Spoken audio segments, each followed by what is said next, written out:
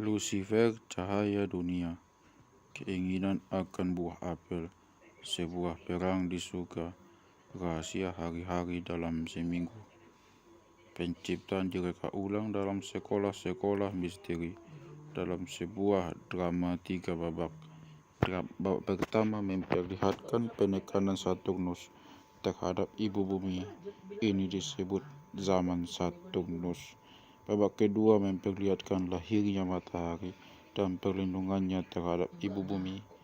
Ini Eden dan masyarakat bunga dikenang sebagai zaman matahari. Dalam mereka ulang peristiwa besar peristiwa besar ini, calon untuk inisiasi ada di tengah-tengah pertunjukan yang ternyata adalah bagian dari sebuah drama dengan efek-efek ilusi khusus, dan sebagian juga merupakan sebuah pemanggilan arwah. Dalam sebuah keadaan yang kebingungan ini, mungkin karena obat bius dan dengan sedikit kemampuan untuk menjauhkan diri dari acara-acara itu, calon itu dibimbing para pendeta melakukan perjalanan layaknya seorang dukun melewati alam rohani. Drama seperti yang kita sekarang ketahui akhirnya akan keluar dari pusat-pusat misteri Yunani untuk menjadi pertunjukan umum. Tetapi setidaknya pada zaman awal sekolah-sekolah misteri, para calon tidak akan pernah mengalami hal seperti ini. Kita sekarang berada pada babak ketiga pokok dari bab ini. Pada awal bab ini, ada kejadian penting yang kita bicarakan pada akhir bab sebelumnya, perpisahan bumi dan matahari. Sejak sekarang, cahaya pemberi kehidupannya bukan memberi cahaya dari dalam, menyinari bumi di bawahnya dari langit. Akibatnya, bumi menjadi dingin dan lebih padat. Bumi menjadi kurang bergas dan lebih cair. Ia mengerut dan permukaan airnya tertutup oleh Adam dan Hawa dan keturunan bunganya yang bergetar lembut. Tiba pada puncak babak ketiga, calon untuk inisiasi masuk ke sekolah misteri menonton drama ini akan disergap aroma sulfur, mungkin bahkan menjadi setengah buta karena cahaya menyambar seperti kilat, karena pemandangan biara yang damai dikuasai oleh bentuk makhluk asing yang mengidat, mengerikan, marah dan bertanduk. Gambar yang diperlihatkan pada khayalannya adalah seekor ular yang sangat panjang, jutaan mil melata menuju kosmos, seekor ular dengan keindahan yang abadi. Engkau di Taman Eden, yaitu Taman Allah, kata Ezekiel 28 ayat 13. Penuh segala batu permata yang berharga, yaspis merah, krisolit, dan yaspis hijau, lazurit, batu darah, dan malakit. Calon untuk inisiasi akan menonton dengan ketakutan ketika ular itu melilit dengan sangat erat di sekeliling dahan tumbuhan Adam. Ia akan mengerti bahwa yang dilihatnya adalah serangkaian kejadian yang memperlihatkan kehidupan di bumi yang bergerak ke tahap berikutnya dengan susah payah karena evolusi. Karena kisah ular yang membelit pohon berisi gambaran kemungkinan yang paling jelas tentang perubahan bumi dari kehidupan nabati ke kehidupan hewani.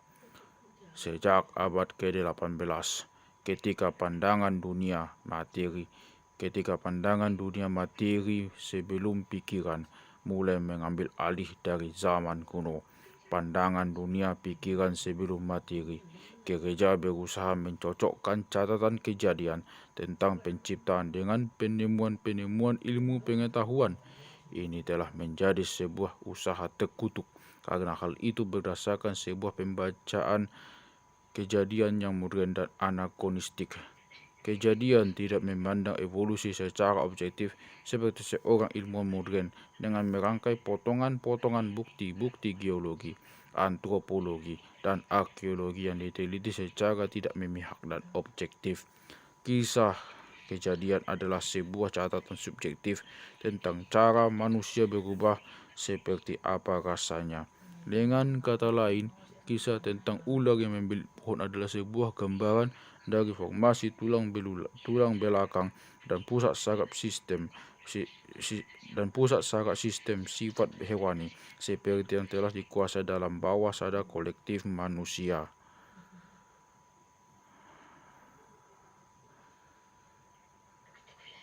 Lagi dan lagi, kita akan melihat bahwa catatan esoteris tidak harus konsisten dengan catatan ilmiah. Ketika kita melihatnya dari gambaran sudut pandang, tampak sebagai kenyataan yang sama dari sudut pandang berbeda. Kita melihat dalam bab sebelumnya bagaimana materi telah mempersiapkan dasar tempat kehidupan nabati bisa dilahirkan.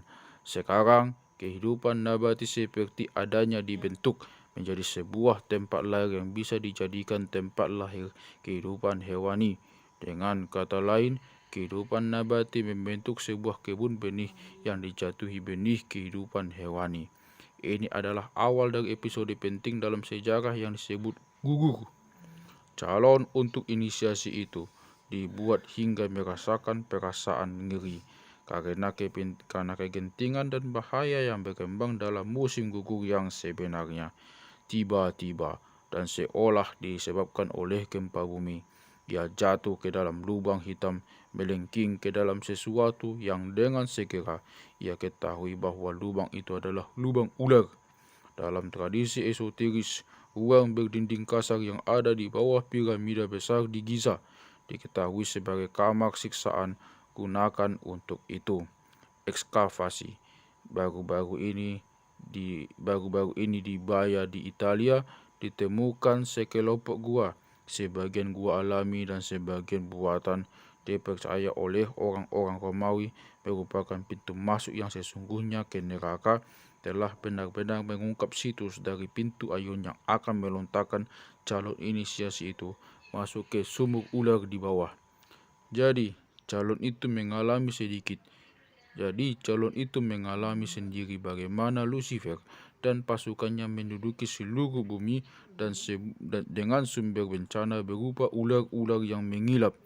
Ia melihat bagaimana menurut sejarah manusia, seluruh bumi mulai menggelegak dengan kehidupan hewan primitif. Ia melihat juga bagaimana gairah menyiksa bumi membuatnya naik, meninggalkan jejak penyiksaan pada formasi baru.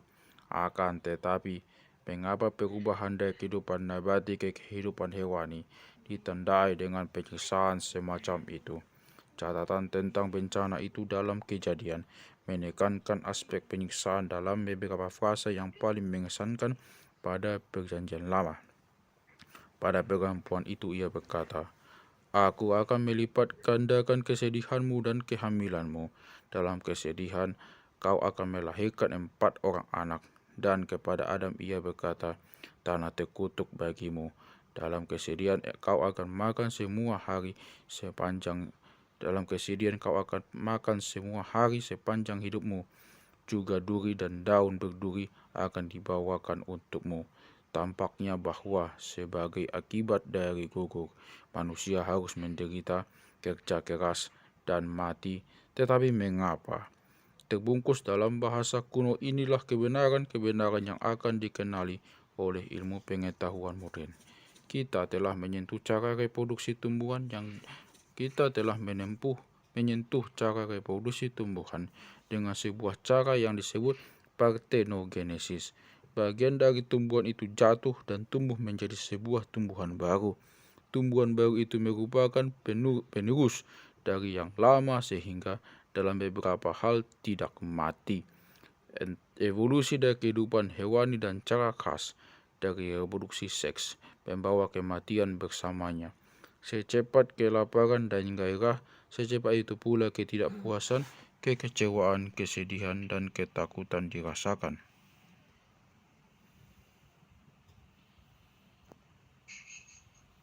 Siapa yang menggoda Hawa?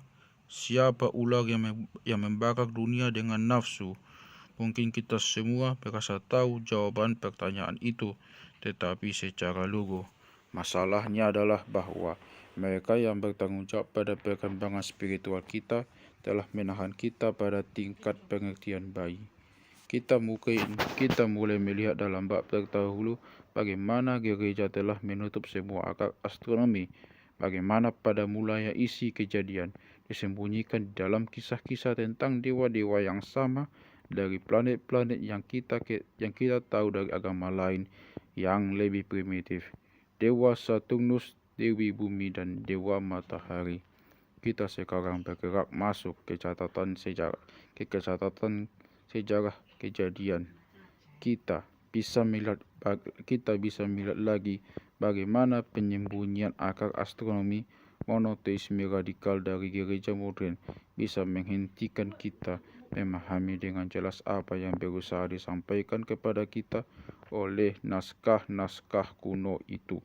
Kebanyakan orang akan menyimpulkan bahwa Kristen membiarkan keberadaan dari hanya satu iblis, si iblis, dengan kata lain, setan dan Lucifer, yang punya entitas sama. Sejatinya hanya diperlukan sebuah pandangan singkat dan segera pada naskah-naskah itu untuk melihat bahwa para pengarang Alkitab meniatkan sesuatu yang sangat berbeda. Lagi, ini adalah sesuatu yang banyak diterima oleh sarjana-sarjana biblikal tetapi belum disaring untuk jemaatnya. Kita telah melihat bahwa setan, raja kegelapan, agen dari materialisme, tidak dipersamakan dengan dewa dari planet Saturnus dalam mitologi Yunani dan Romawi.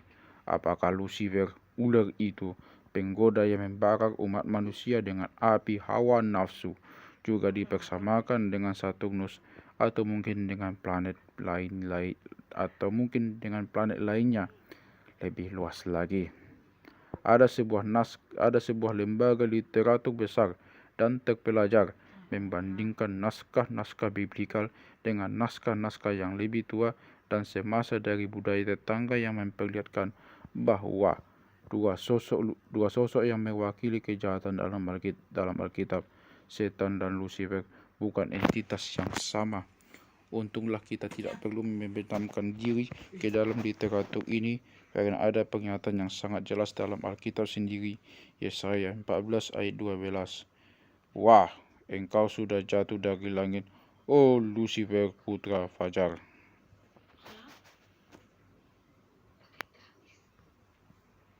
Bintang fajar tentu saja adalah Venus.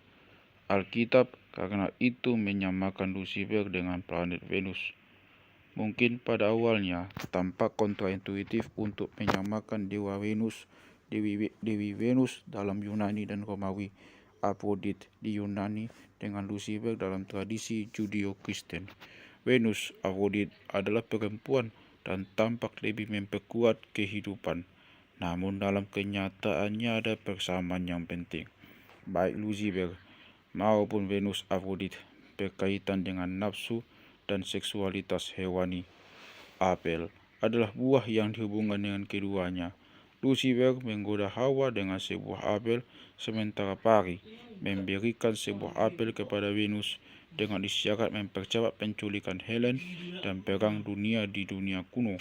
Apel adalah buah Venus secara universal, karena jika Anda membelah apel menjadi dua, jalan yang diikuti Venus di langit selama lebih dari 40 tahun periode digambarkan di sana sebagai sebuah bintang berujung 5 diperlihatkan oleh posisi bijinya.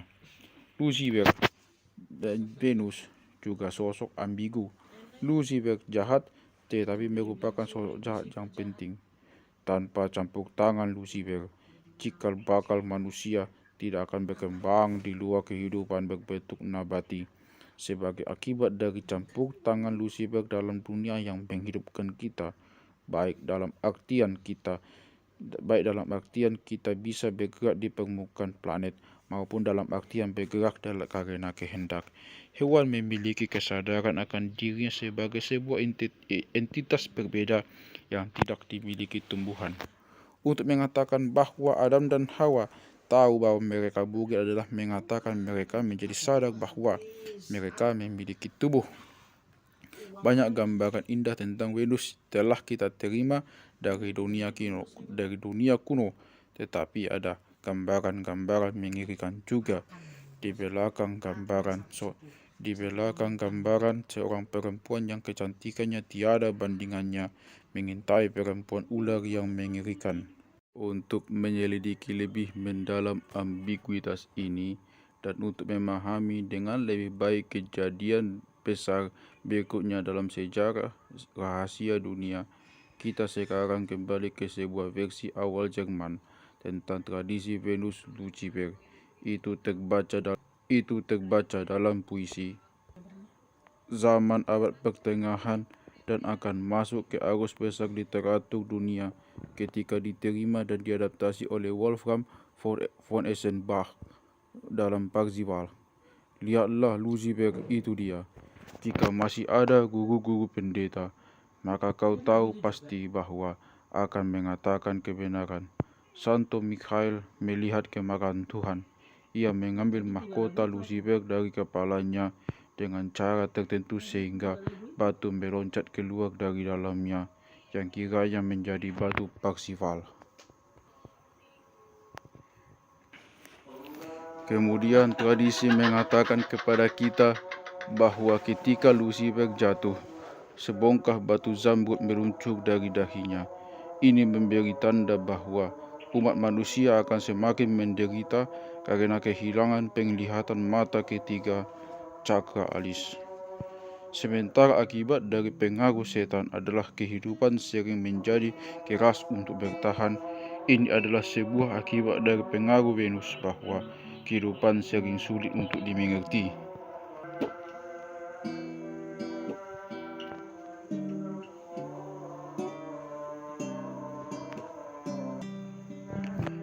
Dengan kata lain, delusi memasuki dunia.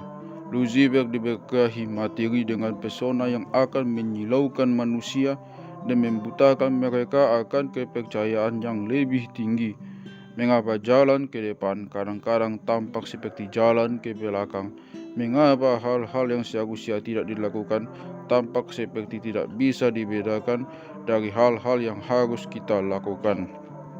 Dalam lubuk hati saya, dalam lubuk hati, saya tahu apa yang harus saya lakukan, tetapi saya memiliki yang lainnya.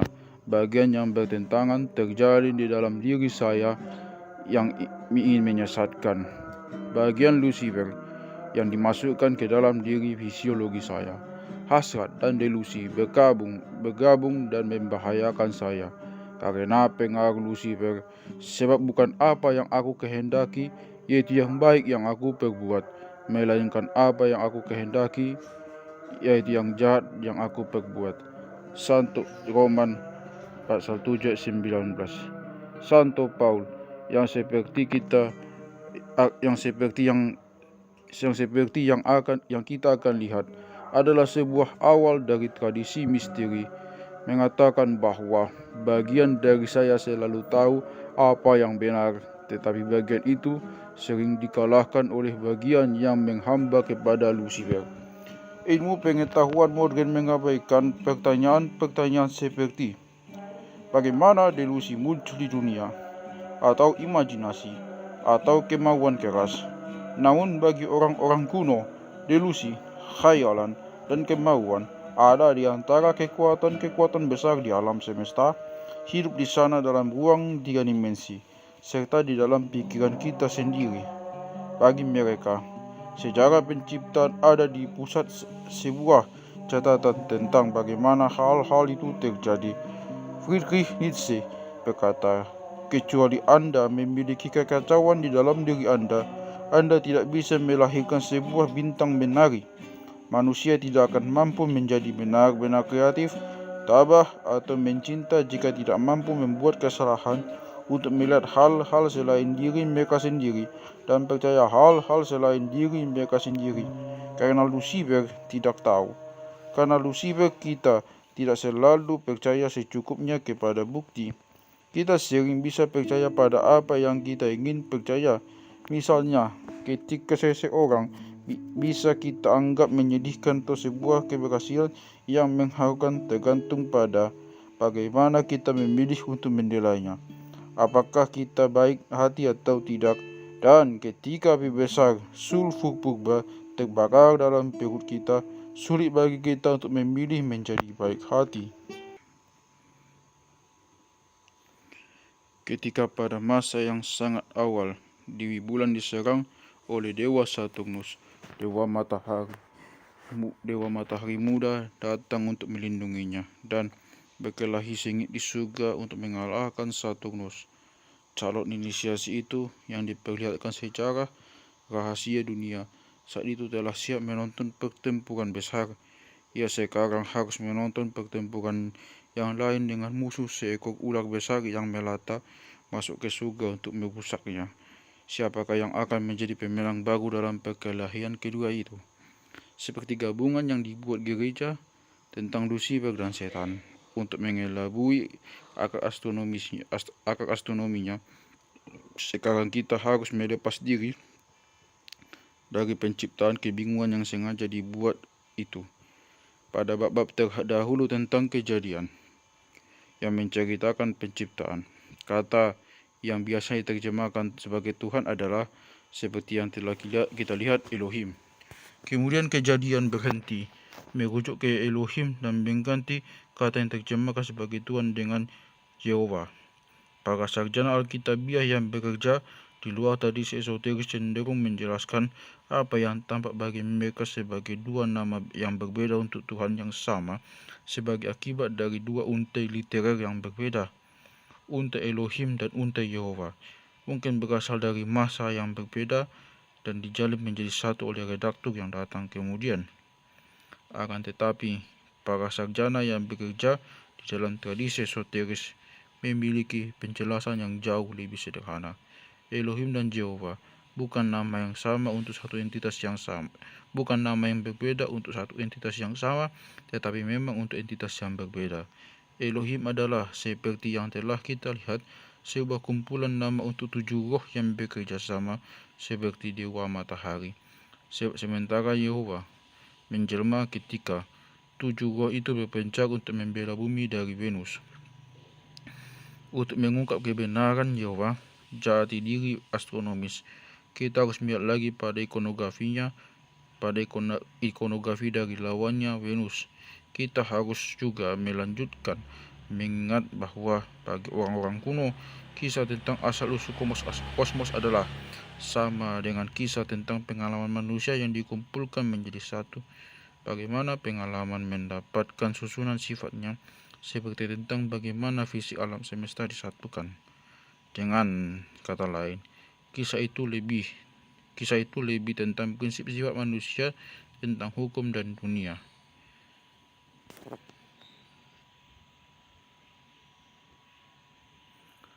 Sifat manusia terbentuk begitu sehingga kekuatan apapun yang saya miliki untuk menolak hasrat hewani benar-benar apa yang menghentikan saya dari menjadi hewan belaka berasal dari kemampuan saya untuk berpikir dan merenung. Venus secara tradisional digambarkan memegangi sebuah cermin, tetapi tidak untuk berhias seperti yang semestinya. Cermin itu adalah simbol dari kekuatan merenung untuk membatasi hasrat.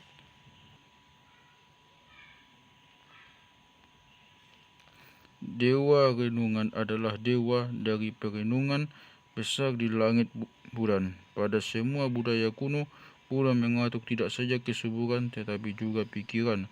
Kenyataannya, pendeta inisiasi percaya bahwa untuk menciptakan keadaan yang memungkinkan bagi manusia, kosmos harus mengatur dirinya dalam sebuah cara tertentu. Untuk memungkinkan manusia merenung, matahari dan bulan harus mengatur diri mereka sendiri di langit, sehingga bulan memantulkan cahaya matahari ke bumi. Mereka juga percaya bahwa pengaturan di langit ini harus dihasilkan dalam takaran kecil dalam kepala manusia. Di sana kelenjar pineal mewakili matahari dan kelenjar susu yang bisa mengubah dan memikirkan visi yang diterima oleh kelenjar pineal dari alam rohani berupa kelenjar pituitari. Ini mungkin tampak sebagai salah satu dari hal lebih gila yang pernah dipercaya manusia, tetapi orang-orang kuno, hal-hal itu berhubungan dengan pengalaman hidup sehari-hari. Mereka menelusuri perubahan-perubahan kecil dalam kesadaran yang diperlihatkan kepada mereka untuk berubah bersama dengan perubahan posisi matahari dan bulan. Para pembaca dipersilakan untuk memeriksa pengalaman sendiri apakah mimpi mereka lebih jelas ketika bulan besar dan purnama. Jika Anda mengamati tiram di atas nampan selama sebulan, Anda akan melihat bahwa mereka akan tamat membesar dan menyusut seiring bulan. Ilmu pengetahuan modern telah memastikan bahwa kelenjar pituitari berperilaku seperti seekor tiram. Dewa bulan akan menjadi terkenal sebagai Yehova bagi Ibrani dan bagi orang Islam sebagai Allah, Tuhan yang Maha Besar. Jadi pada klimaks dari drama penciptaan kosmis besar, dengan bumi yang dalam bahaya menjadi sebuah neraka untuk tempat tinggal, sebuah kekuatan baru muncul untuk menyaringi Lucifer. Begitu 7 Elohim telah bertindak untuk menahan Saturnus atau setan, sekarang salah satu dari ketujuhnya memisahkan diri untuk menjadi dewa bulan, dan dari sana segera melaksanakan operasi langsung untuk mengendalikan Venus atau Lucifer. Pertempuran kosmis besar melawan Venus diingat dalam budaya-budaya di seluruh dunia, misalnya dalam kisah pertarungan Krishna dengan iblis ular Kalia, dalam pertempuran Apollo dengan Python dan Perseus, yang salah satu perlengkapan perangnya adalah tameng cermin melawan naga yang rakus seksual yang mengancam Andromeda. Yehova dari perjanjian lama adalah dewa perang yang cemburu dan marah. Dalam tradisi Ibrani, kekuatan Yehova dipimpin oleh kepala malaikat Gabriel, seperti yang dikatakan kitab Wahyu, dan ada sebuah perang di surga. Mikhael dan malaikat-malaikatnya melawan naga. Lalu sang naga membalas menyerang para malaikat, dan naga besar itu diusir.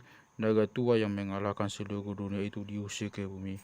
Kita telah melihat ketika itu bahwa pada babak ketiga yang hebat dari drama penciptaan, Dewa Bulan mendapatkan kemenangan besar. Jadi mulailah zaman bulan.